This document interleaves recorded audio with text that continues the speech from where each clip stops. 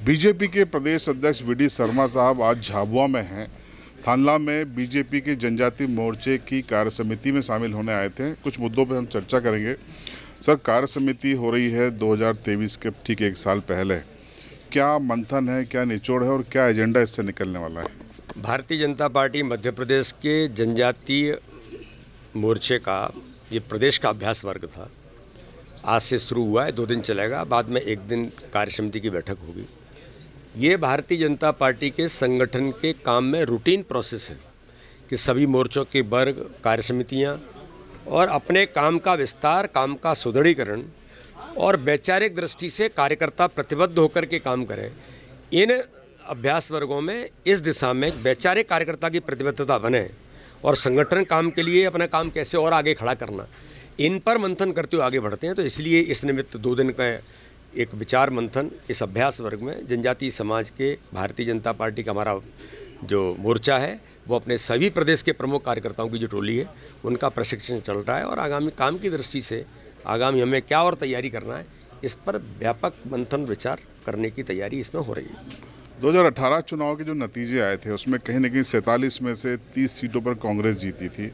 नतीजा भी कांग्रेस की सरकार के रूप में आया। तो क्या आपको लगता है कि पिछले प्रदर्शन से काफ़ी बेहतर करेगी इस तरीके की बैठकों के जरिए? देखिए, मैं आपको बताना चाहता हूं कि जनजातीय क्षेत्र में माननीय प्रधानमंत्री जी के नेतृत्व में पूरे देश के अंदर और जनजातीय क्षेत्र में विशेष तौर पर हमारे माननीय मुख्यमंत्री के नेतृत्व में गरीब कल्याण की योजनाओं की जो ताकत है, जो लोगों का जीवन बदलने का काम कर रही है हर समाज वर्ग के लिए। आज मैं कहूँ कि 46 नगरपालिका नगर परिषद के स्थानीय निकाय के चुनाव हुए। विधायक सांसद तो बड़े चुनाव होते हैं, लेकिन छोटा चुनाव आसानी से नहीं जीता जाता। 40 निकाय के चुनाव में 31 में भारतीय जनता पार्टी को जनजातीय क्षेत्र में ऐतिहासिक बहुमत मिला। झाबुआ के अंदर तो 5 नगरपालिका नगर परिषद में पूरी तरीके से भारतीय जनता पार्टी का इतिहास बना, हम जीत करके आए। ये संकेत देता है कि आगामी समय में जनजातीय क्षेत्र में भी भारतीय जनता पार्टी को यहाँ की जनता का अपार समर्थन क्यों है, क्योंकि प्रधानमंत्री का नेतृत्व, गरीब कल्याण की योजना और संगठन की भारतीय जनता पार्टी की ताकत, इसके आधार पर हम आगे बढ़ रहे हैं। और ये संकेत देता है कि 2023 में क्या होगा और 2024 में क्या होगा। जैसे एक संगठन है, उसने डॉक्टर हीरा अलावा ने घोषणा की है कि वो 80 सीटों पर चुनाव लड़ेंगे। अब एक चीज़ जरूर तय करें, हीरालाल अलावा या जयेश या उनका नेतृत्व। कमलनाथ जी ने कहा कि जयेश तो कांग्रेस का डीएनए है। जब वो कांग्रेस का डीएनए है तो फिर जयेश क्या है? जनजातीय समाज बहुत स्वाभिमानी होता है, ईमानदारी पर काम करता है। तो ये दोहरापन जो है ना, कि एक ओर आप सामाजिक काम की भूमिका बताते हैं, दूसरी ओर आप अपने आप को इंडिपेंडेंट कहते हैं और तीसरी ओर कांग्रेस कहती है कि हमारा डीएनए है और आप उसको मानते हैं। ये वास्तव में ही इस बात के लिए मंथन की ज़रूरत है।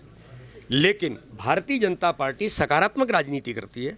हम अपने काम के बल पर, अपने कार्यकर्ताओं की मेहनत के बल पर, अपनी गरीब कल्याण की योजनाएं जो हर गरीब का जीवन बदलने का काम कर रही हैं, हम तो उस पर जाते हैं। कोई काम करे बहुत अच्छी बात है, हम कभी किसी को इस दिशा में कोई बात इसलिए नहीं कहते, हम तो अपने काम के आधार पर आगे बढ़ते हैं। हमारी लाइन तैयार है और भारतीय जनता पार्टी को जो ऐतिहासिक जीत मिली है ट्राइबल क्षेत्र में, आगामी समय में मुझे पूर्ण विश्वास है कि भारतीय जनता पार्टी को जनजातीय क्षेत्र में भी ऐतिहासिक बहुमत मिलेगा। सर, अंतिम सवाल, चेहरा 2023 में कौन होगा बीजेपी का?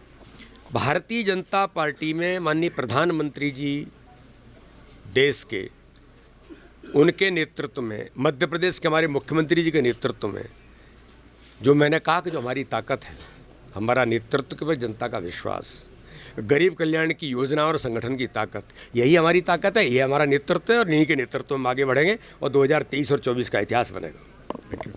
आपने वीडी शर्मा जी को सुना, बता रहे थे कि प्रधानमंत्री नरेंद्र मोदी और मुख्यमंत्री शिवराज सिंह के चेहरे के सहारे ही 2023 में बीजेपी चुनाव में जाएगी। चंद्रभान सिंह भदौरिया, झाबुआ, MP तक।